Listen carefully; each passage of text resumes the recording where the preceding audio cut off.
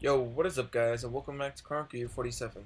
Today on our underrated comic series, we're having a look at Taskmaster, otherwise known as Tony Masters. He first appeared in Avengers number 195 for one panel where he is seen holding Ant-Man and Yellow Jacket defeated. In the next issue, he appears on the cover with all types of weaponry. This is used to fight in many different styles that he has learned with his special abilities. Taskmaster, in order to explain his fighting skills, flashbacks to when he was a kid and saw cowboy shows. He would copy the moves from the show perfectly and without practice. This is when he realized that he had photographic reflexes, which basically means he could copy any move precisely upon watching it only a few times. With this ability, he wanted to be a superhero, but then he realized he could be making money. So then he decided to be a villain and turn in or kill superheroes for the bounce.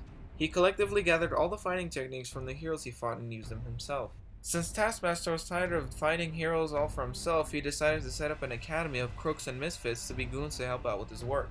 In his first meetup with the Avengers, he beat the crap out of Captain America and was almost defeated by Jocasta, but he temporarily blinded the Avengers and escaped. In his next appearance, he's seen facing Spider-Man and Scott Lang for the first time in Marvel Team-Up number 103. Spider-Man uses all sorts of techniques against Taskmaster, which he counters completely since he has observed Spider-Man and Hank Pym, the original Ant-Man's moves before. The newer Ant-Man at the time was fighting Taskmaster, so he could do something completely new to not have his moves read. He made an ant grow huge and attack Taskmaster. Not able to predict this move, Masters used a flash blinding gadget yet again and left the scene. After this, he's had several fights with Spider-Man, Captain America, Daredevil, and even the Avengers. Although one character he wouldn't be able to defeat was Deadpool. His first encounter with him is in Deadpool Volume 2, Issue 2. Taskmaster has taken Weasel, one of Deadpool's friends.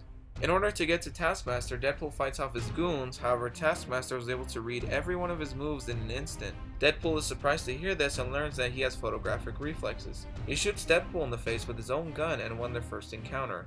However, upon their second time fighting, Deadpool takes a different approach and mixes together a series of random and completely unpredictable dance moves mixed with fighting techniques. This surprises Taskmaster since this is his first encounter with someone so unpredictable and impossible to read with his photographic reflexes. This would become one of his greatest failures of his career and would be a recurring theme throughout his comic book history. Deadpool is so crazy and unpredictable that even he doesn't know his next move, which is crazy to think about. He got a cool new look along with his own miniseries in 2002, which has a span of 4 issues.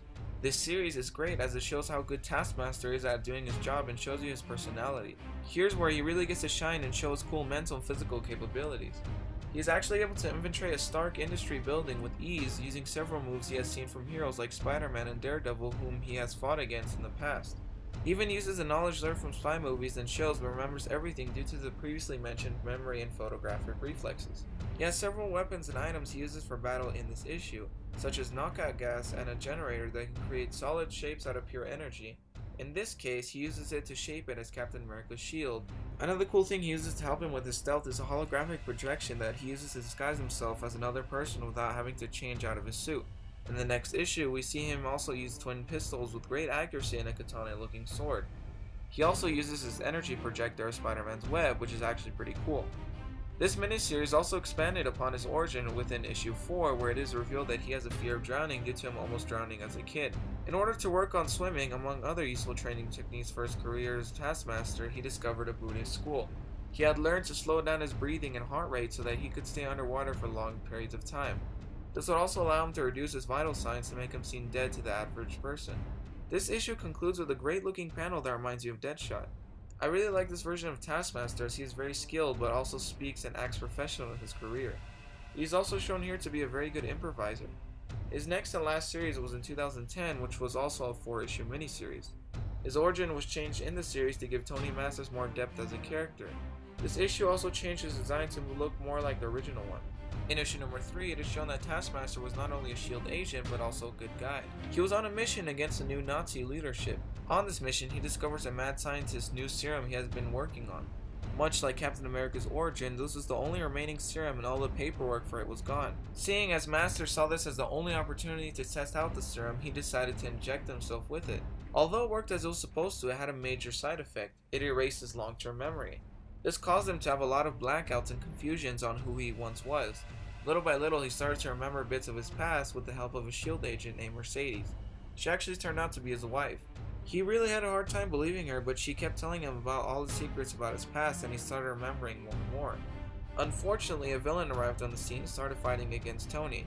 He couldn't use his fighting to win unless he used his muscle memory again. The only problem with this is that as soon as he would use it, he would have to pay the price of forgetting everything all over again.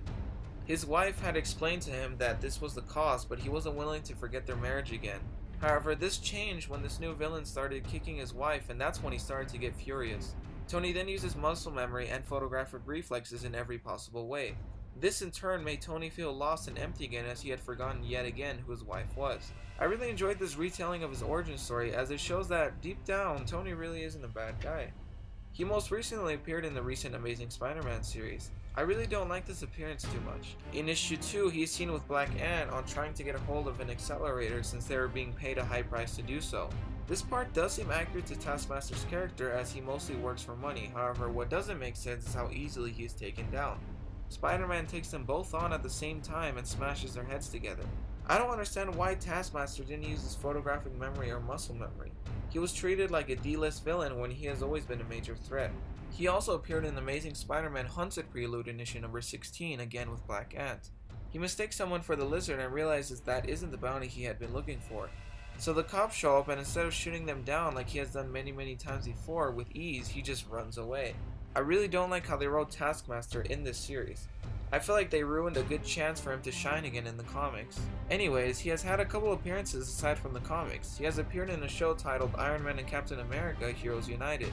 In this series, he fights Captain America and wins the fight. You guys should watch this clip, and I'll link it in the description below. It's actually pretty action-packed and accurate to the comics. Another show he appears on is in the Ultimate Spider-Man series, which is one of his main appearances. He's a reoccurring character in the series, and the voice acting and look to him is great. My favorite episode from him is when he fights against Deadpool, which is handled just like he fights him in the comics.